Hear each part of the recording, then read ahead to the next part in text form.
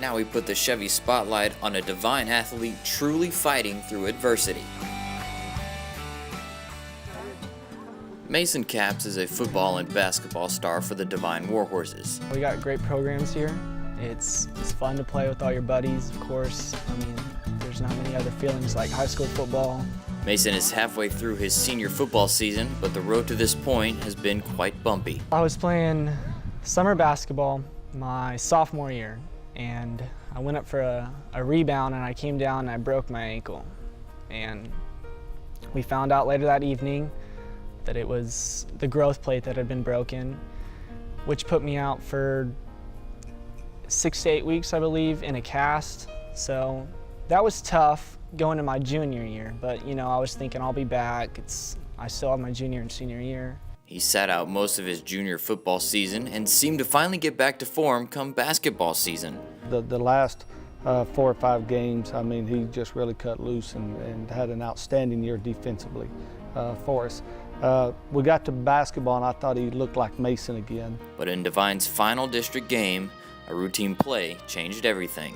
In the last district game of the season, I went up for a layup and I came down and I fell down, felt something in my knee, didn't think it was anything serious, iced it, and that Saturday we went to the sports clinic, got it checked out, and I had eventually ended up finding out that I tore my ACL.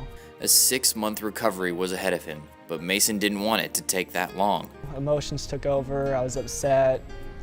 Eventually kind of overcame that and thought, well, let's make it back for football season. Let's make it back in 5 months for 2 days.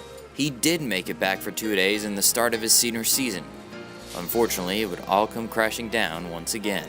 Second week of 2 days, I went up to catch a pass and came down and tried to cut on my bad knee, and I kind of just collapsed. And I actually ended up going back into my knee surgeon, and he had told me that after an MRI that I re-tore part of the graft.